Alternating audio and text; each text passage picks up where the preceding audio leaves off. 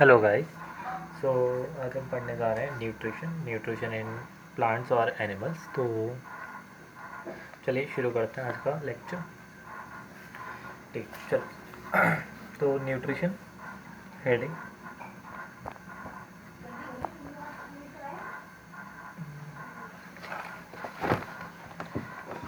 अभी ठीक चल। न्यूट्रिशन, तो न्यूट्रिशन क्या होता है ये देख लेते हैं हम। वन शॉट चल रहा है तो न्यूट्रिशन इसको हम दो पार्ट में कवर करेंगे। न्यूट्रिशन इज़ द प्रोसेस, इस पूरे लेक्चर को, nutrition is the process of taking up of nutrients. ठीक है, न्यूट्रिशन क्या होता है? न्यूट्रिएंट्स का टेकिंग अप करना है। न्यूट्रिशन मतलब एक तरह से या ये बोले न्यूट्रिशन एक प्रोसेस है जिसके थ्रू हम न्यूट्रिएंट्स को अपने अंदर लेते हैं, टेकिंग अप करते हैं। जैसे कि बॉडी बिल्डिंग फूड्स होते हैं, उसके अलावा हमारे फैट स्टोरिंग फूड होते हैं, उसके अलावा प्रोटीन होती है, विटामिन मिनरल्स होते हैं। तो ये अलग अलग टाइप के फूड्स हैं, अलग अलग तरह से हमें मिलते हैं। ठीक है, तो इसमें आते हैं इसके दो टाइप, एक होता है ऑटोट्रॉफिक न्यूट्रिशन, एक होता है हेटरोट्रॉफिक न्यूट्रिशन। अब क्या होता है ऑटोट्रॉफिक न्यूट्रिशन और हेटरोट्रॉफिक न्यूट्रिशन? तो ऑटोट्रॉफिक लिख लेते हैं पहले।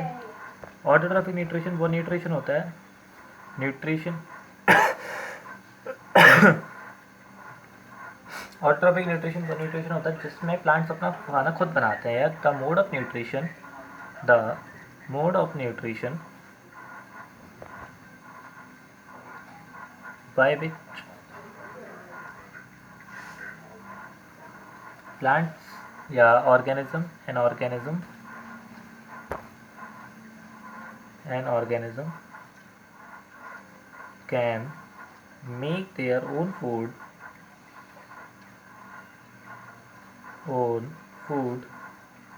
with raw material। मतलब इसमें ये नहीं है कि आप अपना खाना खुद बना रहे हैं। देखिए, हम अपना खाना खुद ही बनाते हैं, ऐसा तो है नहीं कि कोई हमारे लिए बना के देके जाता है।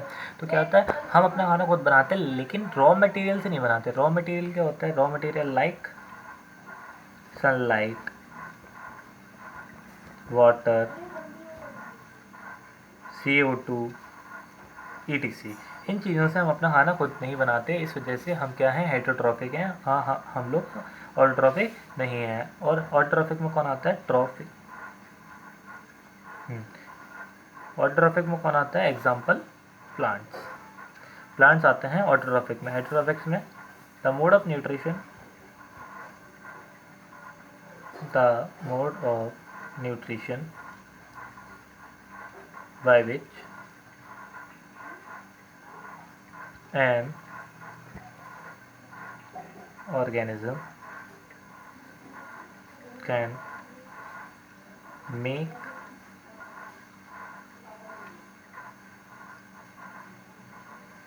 the food from autotrophs। We are dependent on autotrophs, या ये बोलें कि हम अपना खाना जो है वो किससे बनाते हैं? ऑटोट्रॉफ्स से। ठीक है, तो फॉर एग्जांपल ह्यूमन या कोई भी एनिमल्स ले लीजिए। ठीक है, ह्यूमंस, एनिमल्स वगैरह सारे सारे हेटरोट्रॉफ्स होते हैं। हेटरोट्रॉफ्स क्या होते हैं? जो कि अपना खाना खुद ना बना करके ऑटोट्रॉफ्स पर डिपेंड रहे। या ये the mode of nutrition by which N organism can make the food from the autotrophs. Autotrophs से बनाए या तो डिपेंड रहे ऑटोट्रॉफ्स पे, ये चीज़ होती है। ठीक है, ऑटोट्रॉफिक में क्या होता है? ऑटोट्रॉफिक मोड ऑफ न्यूट्रिशन में एक वर्ड आता है फोटोसिंथेसिस। ठीक है, तो एक वर्ड आता है फोटोसिंथेसिस। प्लांट्स अपना खाना खुद तो बनाते हैं लेकिन उसके लिए क्या करते हैं, क्या प्रोसेस होती है? सो ये होती है प्रोसेस। ठीक है, it is the process by which plants can make their own food. इसको ऐसे लिख सकते हैं, इट इज़ द प्रोसेस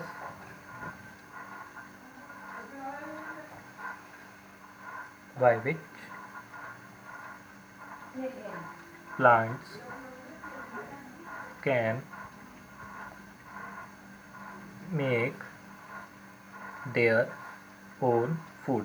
इसमें क्या है, प्लांट जो होते हैं वो अपना खाना खुद से बना सकते हैं और इसकी जो रिएक्शन होती है वो बहुत ज़्यादा ज़रूरी है। देख लेते हैं एक बार। 6CO2 प्लस 6H2O,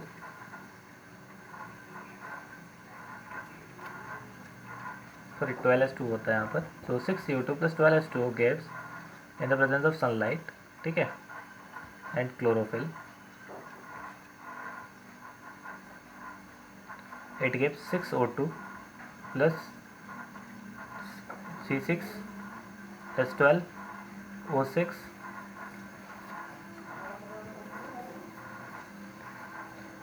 और क्या होता है इसके अलावा 6H2। ठीक है, अब देखिए इसमें कार्बन डाइऑक्साइड 6 है, 12 वाटर है, तो उसमें क्या निकला 6 ऑक्सीजन निकली, 6 वाटर निकला और एक ग्लूकोज का मॉलिक्यूल निकला। कितने ग्लूकोज का मॉलिक्यूल निकला? एक ग्लूकोज का मॉलिक्यूल निकला, जिसको हम बोलते हैं C6H12O6। ठीक है, तो ये किस किस चीज़ पर डिपेंड रहता है? डिपेंड, याद रख सकते हैं, डिपेंड ऑन, ये जो फोटोसिंथेसिस की प्रोसेस होती है वो किस किस चीज़ पर डिपेंड रहती है? CO2 पर डिपेंड रहती है, वाटर पर डिपेंड रहती है, उसके अलावा सनलाइट पर भी डिपेंड रहती है। उसके अलावा अब क्या होता है, क्लोरोफिल का वर्ड आता है। ठीक है, क्लोरोफिल को समझ लेते हैं। क्लोरोफिल क्या है? एक ग्रीन पिगमेंट है, green pigment present in leaves. किस में प्रेजेंट होगा? Present in leaves. ये लीव्स में प्रेजेंट होता है, लीव्स के अंदर प्रेजेंट होगा ये, एक चीज़ को याद रखना। तो ये क्या होता है? लीव्स के अंदर प्रेजेंट होता है, ग्रीन पिगमेंट होता है, इसकी हेल्प से ही फोटोसिंथेसिस परफॉर्म होती है। अगर ये ना हो तो फोटोसिंथेसिस नहीं होगी। क्लोरोफिल क्या करता है? एब्जॉर्प्शन ऑफ सोलर एनर्जी कराता है, उसके अलावा सोलर एनर्जी को केमिकल एनर्जी में कन्वर्ट करने के लिए हेल्प करता है, ग्लूकोज का एक मॉलिक्यूल बनाने में हेल्प करता है, इसके अलावा O2 वगैरह को, बॉन्ड को तोड़ने में भी हेल्प करता है। ठीक है, तो ये चीज़ हो गई। अब क्या होता है, एक वर्ड आता है आपके लिए स्टोमेटा। ये प्लांट्स में चल रही है बात। उसके अलावा स्टोमेटा आपका एक वर्ड आता है। तो स्टोमेटा का कुछ ऐसा शेप रहता है, देखिए हमने पहले भी अपनी वीडियोस में देखा हुआ है, लेकिन ठीक है, इसके ऊपर कुछ गार्ड सेल्स रहते हैं ऐसे लगे हुए। सॉरी, आज मुझे थोड़ा सा फीवर है, थोड़ी तबीयत खराब है। तो इसके ऊपर कुछ गार्ड सेल्स लगे रहते हैं ऐसे ऐसे एकदम इनको क्लोज करते हुए, ऐसे कुछ गार्ड सेल्स लगे रहते हैं। देखिए ये जो होते हैं, ये वाले सेल्स, इन सेल्स को बोलते हैं एपिडर्मल सेल्स। ठीक है, इन सेल्स को क्या बोलते हैं? Epidermal cells. एपिडर्मल सेल्स वो सेल्स होते हैं जो कि स्टोमेटा को कवर अप करने में हेल्प करते हैं। ठीक है, और ये होते हैं हमारे गार्ड सेल्स, गार्ड सेल्स। ये होता है स्टोमेटल अपर्चर, स्टोमेटल अपर्चर। अब सर ये कराता क्या है ये तो बता दीजिए। इसका काम होता है वाटर को इन या आउट करना, water out, and CO2 carbon dioxide जो होती है उसको इन करना। ठीक है, कार्बन डाइऑक्साइड को अंदर लेना और वाटर को बाहर छोड़ना इसका काम होता है। तो जब भी ये ओपन होता है, ये अभी किसमें कंडीशन में है? ओपन कंडीशन में है। जब भी ये ओपन होता है तो ये क्या करता है? CO2 को अंदर लेता है फॉर द फोटोसिंथेसिस, और इसको क्या करता है? For the photosynthesis open condition में होता है तो क्या करता है? अपने जो CO2 होती है उसको अंदर लेता है, वाटर को बाहर फेंकता है। इसी वाटर के आउट की प्रोसेस को हम बोलते हैं ट्रांसपिरेशन। ठीक है, इसको क्या बोलते हैं? ट्रांसपिरेशन। तो ट्रांसपिरेशन क्या होती है? एक्चुअल में वाटर का लॉस। ठीक है, तो ट्रांसपिरेशन क्या होती है? वाटर का लॉस, ट्रांसपिरेशन देख लेते हैं। तो ट्रांसपिरेशन क्या होती है? वाटर लॉस करना। तो ये होती है वाटर लॉस, वाटर लॉस करना, तो इस ट्रांसपिरेशन। तो स्टोमेटल अपर्चर समझ में आ गई, ये सारी चीज़ें हमें समझ में आ गई।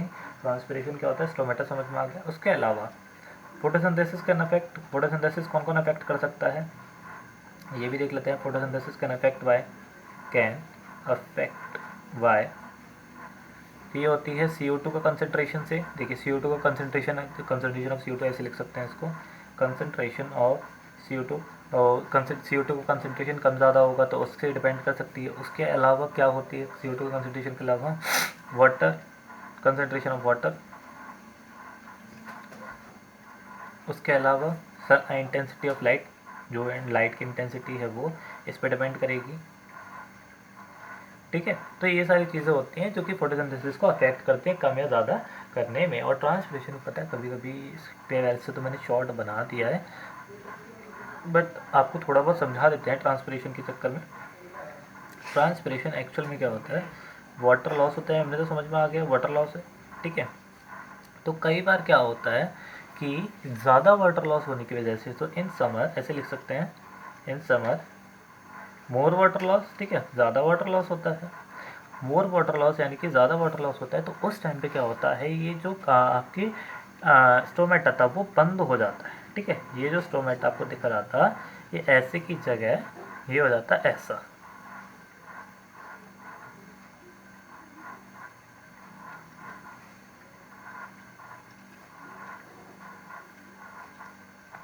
तो ये हो गया डम्बेल शेप्ड, डम्बेल शेप्ड, आपको डम्बल से दिखाई दे रहे होंगे, तो डम्बेल शेप्ड ही हो जाता है।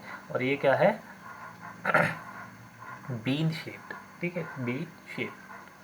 तो जब ये फ्लैशिड होगा, जब ओपन कंडीशन में होगा, या ये कह सकते हैं ओपन कंडीशन में जब ये होता है, जब ये वाटर का लॉस कर सकता है आराम से, या जब ये वाटर लॉस के अलावा CO2 को अंदर इसको लेना होता है, तो उसके क्या रहती है, बीन शेप रहती है, फ्लैशिड रहती है इसकी सेल जो रहती है, मतलब एक तरह से कह सकते हैं अच्छी खासी पानी से भरी रहती है। लेकिन कभी कभी ऐसा होता है कि ज़्यादा ट्रांसपिरेशन हो जाता है, ज़्यादा वाटर लॉस हो जाता है लीव्स के अंदर से, तो ये क्या हो जाता है, बंद हो जाते हैं, जिसको हम क्या बोल देते हैं, डम्बेल शेप्ड बोल देते हैं, ठीक है। ऐसी चीज़ हो जाती है। इसके अलावा अब ये सारी चीज़ हो गई आपकी। अब एक चीज़ और आती है हमारी, न्यूट्रिशन इन अमीबा।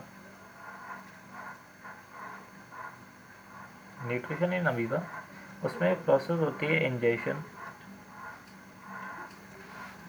इंजेशन यानी इनटेकिंग ऑफ फूड, इंजेशन यानी कि इनटेकिंग ऑफ फूड। इनटेकिंग ऑफ फूड के लिए क्या करता है, ये जो अमीबा होता है ना, जैसे सपोज कर लीजिए अभी अमीबा है, ठीक है, ये है अमीबा और इसका ये क्या है, न्यूक्लियस, ठीक। तो अमीबा क्या करेगा, सूडोपोडिया का फॉर्मेशन वो कर लेगा, क्या कर लेगा, सूडोपोडिया का फॉर्मेशन कर लेगा, सूडोपोडिया फॉर्मेशन अकर्स, ठीक है, सूडोपोडिया का फॉर्मेशन कर लेगा। तो देखते हैं ये क्या करता है, ऐसे mouth like finger like structure बना लेता है। अब इसके पीछे तो कैसे बना सकते हैं, ये फिंगर लाइक स्ट्रक्चर बना लेता है, इसको हम बोलते हैं सूडोपोडिया, यानी फॉल्स फीट। पोडिया मतलब फीट और फॉल्स फीट, सूडो मतलब फॉल्स, ठीक है। तो ये अमीबा ने क्या किया, सूडोपोडिया बना लिया, जिसकी वजह से क्या हुआ, ये अपने पार्टिकल्स को या कोई भी इसका जो खाना वगैरह होगा उसको एंगल्फ करने के लिए इसको लेकर आ जाएगा। ये इसका फूड पार्टिकल हो गया, फूड पार्टिकल, ठीक है। इसके बाद क्या करता है, जैसे ही अंदर चला जाता है, इसके बाद सेकंड स्टेप क्या होता है, डाइजेशन। अब डाइजेशन मतलब इसको पचाना, एक तरह से कह सकते हैं। तो इसको पचाने के लिए इसके पास कुछ एंजाइम्स होते हैं जिसको हम बोलते हैं लाइजोजाइम्स, ठीक है। हमारे अंदर भी होते हैं वो एंजाइम्स, लाइजोजाइम्स बोलते हैं, सेल्स वगैरह को पचाने के लिए होते हैं, क्योंकि ये भी सिंगल सेल है और हमारे तभी सिंगल सेल्स के अंदर लाइजोजाइम्स मिलते हैं। तो क्या हुआ, इस ये जो सूडोपोडिया था वो क्या होगा, वो बंद हो जाएगा और एक normal algae, sorry normal amoeba बन जाएगी, ठीक है। यहाँ पर ये जो पार्टिकल है, फूड पार्टिकल जो है, फूड एंगल फूड पार्टिकल जो है, वो क्या करेगा, यहाँ पर जाकर डाइजेस्ट हो जाएगा। डाइजेस्ट होने के बाद क्या होता है, देखिए, डाइजेस्ट होने के बाद आती है असली मज़ेदार वाली चीज़। देखिए, डाइजेस्ट होने के बाद चीज़ें होती हैं एब्जॉर्ब, ठीक है। डाइजेस्ट होने के बाद चीज़ें होती हैं एब्जॉर्प्शन। तो ठीक है, एब्जॉर्प्शन क्या होता है, आपने जो डाइजेस्ट किया, आपने जितना भी डाइजेस्ट किया है, जो अमीबा है उसने जितना भी डाइजेस्ट किया, वो क्या करेगी, उस फूड पार्टिकल से जितना भी न्यूट्रिशन मिलेगा, उससे जितना भी न्यूट्रिशन मिलेगा उसको क्या करेगी, एब्जॉर्ब करेगी, न्यूट्रिशन एब्जॉर्ब, ठीक है। तो क्या करेगी, न्यूट्रिशन को एब्जॉर्ब करेगी अपने साइटोप्लाज्म में, और उसके अलावा उस जो, ठीक है, उस साइटोप्लाज्म में, अपने सेल के साइटोप्लाज्म में उसको जो फूड पार्टिकल है उसको एब्जॉर्ब करेगी, या ये बोल लीजिए उसके न्यूट्रिशन को एब्जॉर्ब करेगी। इसके बाद आता है एसिमिलेशन। एसिमिलेशन में क्या होता है सर, एसिमिलेशन में उस फूड पार्टिकल को जो उसने एब्जॉर्ब किया उसको सेल को देगी, तो ठीक है, nutrition given to cell, nourishment and nutrition given to cell, ये किसको मिल जाएगा, सेल को मिल जाएगा, ठीक है। अब एसिमिलेशन के बाद लास्ट हमारी चीज़ रह जाती है इजेशन। अब इसमें दोबारा से बनेगा। अब देखिए, ये जो उसने सूडोपोडिया बनाया था इससे पहले, तो वो दोबारा से सूडोपोडिया बनाएगी, और ये जो फूड पार्टिकल्स था ये वाला, इसने जो एसिमिलेशन कर लिया, पूरा खाना पीना खा लिया, पचा लिया, उसके बाद ये जो उसका वेस्ट प्रोडक्ट बचा है, ठीक है, वेस्ट प्रोडक्ट अब रह गया ये, तो इस वेस्ट प्रोडक्ट को ये सूडोपोडिया के थ्रू ही बाहर निकाल के फेंक देगी। दैट इज कॉल्ड एजेशन, यानी कि एक्सक्रीशन ऑफ वेस्ट पार्टिकल, ठीक है, एक्सक्रीशन ऑफ वेस्ट पार्टिकल। तो ये चीज़ हो गई हमारी न्यूट्रिशन इन अमीबा, ठीक है। अब आती है बात हमारी सीधा ह्यूमन बींग्स पर। तो ह्यूमन बींग्स में एक्चुअल में क्या होता है, सबसे पहले हम पढ़ेंगे माउथ, ठीक है। इसको थोड़ा सा एलेबोरेट करके पढ़ते हैं। माउथ, माउथ जो होता है वो दो चीज़ें कंटेन करके रखता है, एक होता है ओरल कैविटी, है ना, और दूसरा होता है salivary glands and salivary glands, अब देखते हैं क्या क्या होती हैं दोनों चीज़ें। सैलिवरी ग्लैंड्स, ठीक है। तो माउथ में ओरल कैविटी में हमारे टीथ रहते हैं, उसके अलावा क्या रहता है, उसके अलावा हमारी टंग रहती है, उसके अलावा क्या रहता है, टंग के अलावा बताइए, टीथ और टंग, इसके अलावा कुछ नहीं रहते। टंग टीथ जो होते हैं वो हमारे दो सेट रहते हैं, एक होता है टेम्पररी सेट, एक होता है परमानेंट सेट, ठीक है। परमानेंट सेट जो होता है 24 टीथ का होता है, हाँ सॉरी 32 टीथ का, 32 टीथ का होता है। और टेम्पररी सेट जो रहता है वो 20 टीथ का रहता है, जिसको मिल्क टीथ भी बोलते हैं, मिल्क और टेम्पररी टीथ, ठीक है। ये 20 टीथ का रहता है, 20 to 24 टीथ का रहता है। और एक टंग होती है, टंग एक मस्कुलर ऑर्गन है, ठीक है, मस्कुलर ऑर्गन है जो कि पैलेट से अटैच्ड है। आपको पैलेट समझने की जरूरत नहीं है, मस्कुलर ऑर्गन है, इतना याद कर सकते हैं। अब सेलिवरी ग्लैंड्स क्या होती है, salivary glands to secrete saliva, इसका काम क्या होता है, टू सीक्रेट सलाइवा, सलाइवा या म्यूकस, ठीक है। इसका काम क्या रहता है, टू सीक्रेट सलाइवा और म्यूकस। अब ये म्यूकस करता क्या है, निकलता कहाँ से, ये चीज़ देख लेते हैं पहले, निकलता कहाँ से है। एक होती है पैरोटिड, ठीक है, पैरोटिड होती है ईयर के पास, ठीक है, ईयर के पास। इसके बाद आती है सब मैंडिबुलर, सब मैंडिबुलर, सब मैंडिबुलर होती है मैंडिला के नीचे, मैंडिबल के नीचे, यानी बिलो जॉ। अब आपको ये समझाऊंगा मैं चीज़ें कहाँ कहाँ। सब mandibular, below jaw, parotid, year. उसके बाद थर्ड वाली जो आती है वो आपकी आती है सबलिंगुअल, ठीक है, सबलिंगुअल बिलो टंग। और इनका काम क्या होता है देखते हैं। इनका काम होता है, देखिए सैलाइवा का काम क्या होता है, टू डाइजेस्ट द पॉलीसैकेराइड या फैट इन माउथ, ठीक है। माउथ में फैट का डाइजेशन कराना है। एक्चुअल में जो पीएच होता है सलाइवा का वो 6.8 होता है, जो कि पॉलीसैकेराइड यानी कि फैट को डाइसैकेराइड बनाने में हेल्प करता है। तो ये चीज़ आप याद रखेंगे, ठीक है। इसके अलावा आपको ये मैंने चीज़ें बताई, इनको याद कर लेते हैं। देखिए एक आपको ट्रिक देते हैं, ट्रिक क्या है, कान पर मारो, टेंशन में आ जाएगा, टेंशन में आ जाएगा, ठीक है। तो कान क्या हो गया, ईयर, पर क्या हो गया, पैरोटिड, ठीक है। तो ईयर और पैरोटिड आप ऐसे याद कर सकते हैं कि कान और ईयर, पैरोटिड कहाँ होती है, पैरोटिड ग्लैंड कहाँ होती है, एक बिलो ईयर, ठीक है, बिलो ईयर। उसके अलावा मैंडिबल और मैक्सिला, एक्चुअल में हमारे जो टीथ होते हैं, देखिए ये हमारे एक टीथ का सेट है, ठीक है, ये हमारे टीथ का सेट। तो ये जो होता है उसको हम मैक्सिला बोलते हैं, और ये जो होता है उसको हम मैंडिबल बोलते हैं। अब मैक्सिला क्या होता है, अपर जॉ होता है, ठीक है, और जो मैंडिबल होता है वो क्या होता है, लोअर जॉ होता है। तो सब मैंडिबुलर होगी यानी कि लोअर जॉ के नीचे होगा, ये समझ में आ गई। और बाइलिंगुअल कैसा होता है, देखिए बाइलिंगुअल बहुत अच्छी तरह से समझेंगे। बाइलिंगुअल, एक मिनट, लिंगुअल जो होती है वो क्या बोलते हैं, लैंग्वेज, है ना, ऐसा कहते हैं ना लैंग्वेज, यानी कि इसको डबल लैंग्वेज आती है, बाइलिंगुअल में मतलब इसको डबल लैंग्वेज आती है।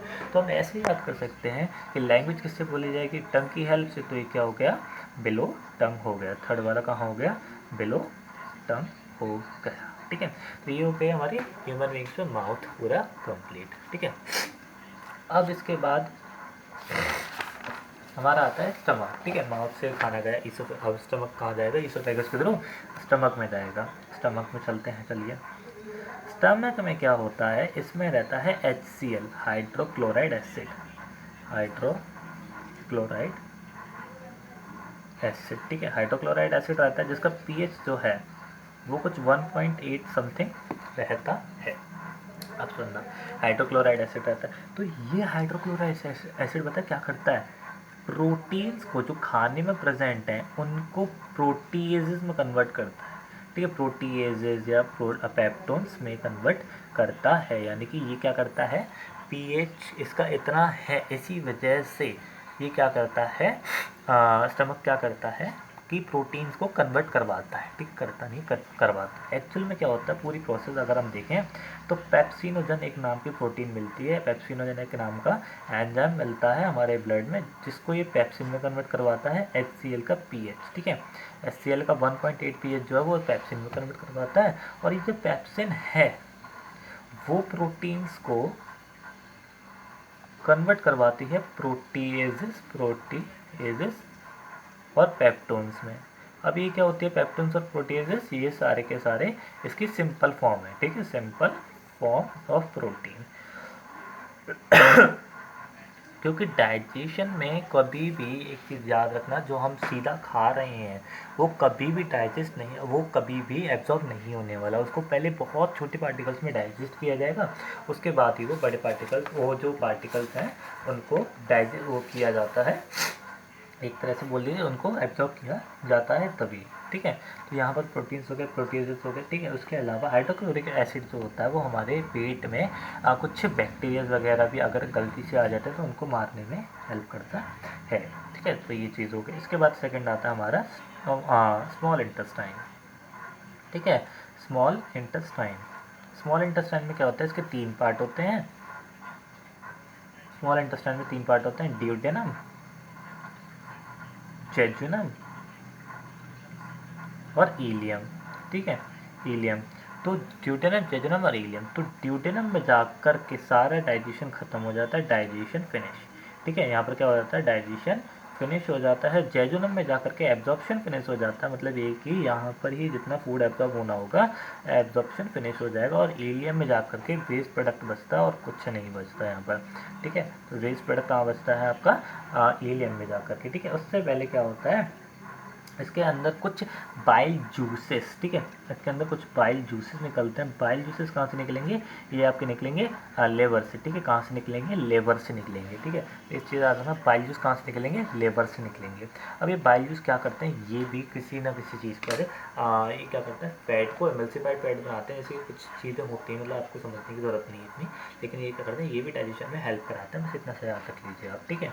और ये क्या करते हैं, ये जो बड़ी बड़ी चीज़ें रह जाती हैं जैसे प्रोटीन्स हुआ, डाइसेक्रेट्स हुए, इनको और छोटी छोटी चीज़ों में कन्वर्ट करते हैं। इनका भी काम क्या रहता है, डाइजेशन का रहता है। फिर लार्ज इंटेस्टाइन हमारा लास्ट आ जाता है। लार्ज इंटेस्टाइन में भी इंटेस्टाइन, तो लार्ज इंटेस्टाइन में भी क्या होता है हमारे 3 पार्ट रहते हैं, देखिए लार्ज इंटेस्टाइन में भी 3 पार्ट रहते हैं, सीकम और कोलन, सॉरी 2 पार्ट रहते हैं, एक सीकम और एक कोलन। तो ये क्या होती है, लार्ज इंटेस्टाइन एक्चुअली लार्ज नहीं होती, ठीक है, इससे याद रखना, actually it is not large, it is not large. और ये क्या होती है, ये लार्ज होती है, actual it is large, it is large. Large intestine large नहीं है, एक्चुअल में उसका डायमीटर बड़ा है, ठीक है, इसका क्या है डायमीटर बड़ा है, जिसकी वजह से ये लार्ज इंटेस्टाइन और स्मॉल इंटेस्टाइन में क्या है, इसका जो लार्ज डायमीटर है वो छोटा है, जिसकी वजह से स्मॉल इंटेस्टाइन बोला जाता है। और इसको लार्ज इंटेस्टाइन क्यों बोला जाता है, क्योंकि ये डायमीटर बड़ा है। और लार्ज इंटेस्टाइन में कुछ नहीं होता एक्चुअल में, इसके अंदर वर्मी फॉर्म ऑफ अपेंडिक्स होती है जो कि इसके लास्ट में लगी रहती है। जैसे अगर आप कभी भी इसका डायग्राम देखते होंगे तो वैसा रहता होगा कुछ,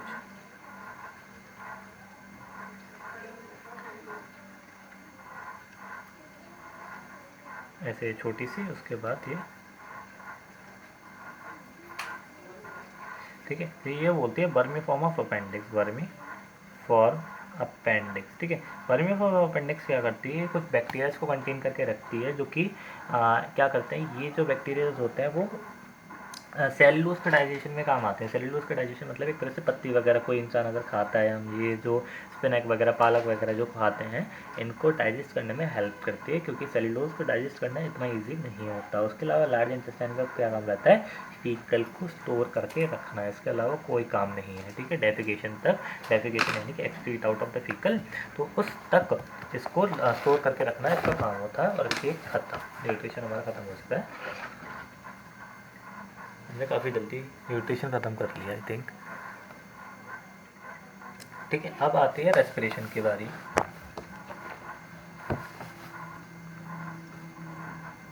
रेस्पिरेशन हम अगले पार्ट में पढ़ेंगे। So thank you for this, and इसकी भी शॉर्ट शॉर्ट बनाते हैं तो ज़्यादा अच्छा रहेगा। Thank you for this, and please like the video, share the video, and subscribe the channel for more this more videos. Thank you.